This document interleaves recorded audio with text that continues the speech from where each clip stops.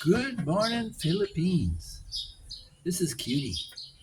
Gets me in lots of trouble because when I call her Cutie, if there's a girl standing by, she'll turn her head. Watch out. Why'd the girls pick that name? Anyway, Cutie's been our dog now for what? Going on 5 years? So she's still a young pup. I picked a small dog, especially for the Philippines, because we don't have a lot of room. We have a little garden yard, and I don't believe in tying a dog up. Dogs should be able to run free. So she's got a fair, we got a fair bit of yard to run around her, right? Yeah, poor thing. She suffers with two small children, but it helps me teach them some responsibility too. So, want to say goodbye? Go for a run? Okay, bye bye, kitty. So, today's video is about pet ownership and the fallacy, and this triggers me every time I see it. And Dave Legault, it's your fault. You sent another one out saying, show me someone who doesn't like animals and they're not a good person or something stupid like that. You can't tell just because whether someone owns an animal, whether they're a good person or not. Adolf Hitler loved Blondie right to the end, until the day before he decided to take his own life. He decided to take his dog with him, and his wife, and everything else, and millions of other Germans. Joseph Stalin had a dog. Ted Bundy had a dog that he loved very much. To you Canadian folks, Willie Picton cried like a baby when they slaughtered his pet calf. So don't give me this crap that just because somebody has a pet, that there's some sort of warm, caring, empathetic individual who's better than the rest of us. No, in large part, I find pet owners to be virtue signaling, like, look, I've got a relationship, when really they don't. They've supplemented a real human relationship with that of a pet, simply because they can't make any friends. But if it gives them solace, then that's fine. And it helps round out the family, teaches responsibility to children to take care of something other than themselves. But be aware that there's millions of dogs in North America that are locked up in apartments and houses all day long while both partners go to work and leave them there. And I hope they tear the ripping heck out of your house while you're gone, because that's a cruel thing to leave an animal by itself. If you have one Jack Russell Terrier, that's a real pox upon you. My neighbor, he was smart enough to get two so they can wear each other out. No, they're just as social a being as we are. They want to be with us all the time. You leave the room and come back 45 seconds later, it's like you've been gone for 2 years with the dog. So, yeah, they have needs too. And I would put somebody who has a pet under greater scrutiny than someone who doesn't, if they have family to take care of. You know, I mean, one quick browse around someone's house, if they don't have a potted plant in their apartment or a budgie or something in there, you can pretty well tell they don't want to have the hassles of life. So, and that's why I love farm folk, because farm folk, they understand what animal husbandry is, and the 4-H club, and respect for God's creatures. But at the same time, they also realize that they serve a purpose. Chairman Mao wasn't really into dogs. In fact, he thought it was a symbol of the decadent West for someone to own a dog.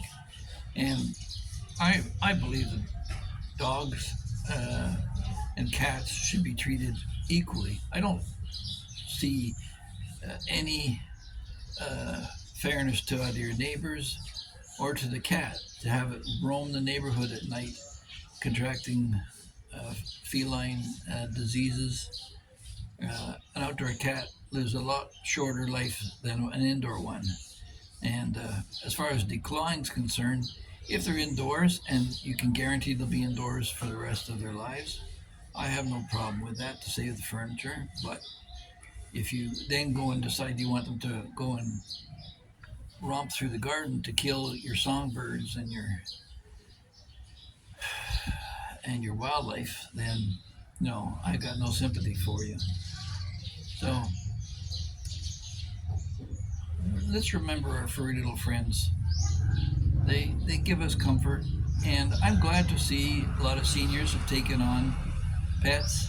If it were me, I would put a ban on any sale of any uh, cat or dog in North America. Put it under a quarantine or a what do you call it? Sabbatical or whatever, so that no dogs or cats are sold except those through the SPCA. And not only that would help fund the Society for the Prevention of Cruelty of Animals, because if they're the sole source, and I have no problem with them getting rich because they're doing good works, and it would limit the puppy farms that are out there exploiting these animals to no end. So, yeah, let's take care of our furry little friends. They do offer us a great deal of comfort. And if you're the one who's left your dog tied up all winter and shit all over the lawn, and now springtime's coming, it's all going to be popping up through the snow. Um, be a good neighbor, but I know it's a waste of breath. It's like telling people to pick up their cigarette butts. It's just part of the fact of life. I guess we just got to get used to the fact that some people just don't care as much as others. So, but for those of you who are looking at a relationship with someone, look how they treat their animals, and whether they even have a potted plant in the house can tell you that they don't really want to care for anything, or they do. Um, but I recall years ago in Thailand, I thought I was going to have a relationship with a girl, and then I found out how she was treating her workers from Myanmar like animals, like beasts, and that was the end of that relationship. So it goes. There are flags out there that society provides for you because pet ownership is still a thing. Please have your cat and dog spayed or neutered. Cat can pop out kittens like crazy every 4 or 5 months, and can't say enough about that. I mean, in Asia, they eat them, and at one point, if you're hungry enough, people end up eating their pets too. It's just a matter of how desperate we are and what luxuries we can afford. So, yeah, like like children, pets are a responsibility. In no way do they compare the importance and necessity of children, and a lot of people confuse that. But certainly do deserve the respect of being God's creatures. Remember, we are the keepers of the Lord's garden and everything that's in it. So be a good gardener and take care of what's around you. With that, I guess we can pack it up. Don't litter, and spade and neuter your cats, kittens, and if you see animal abuse, report it to your local SPCA. Thank you very much. Have a great day. Bye.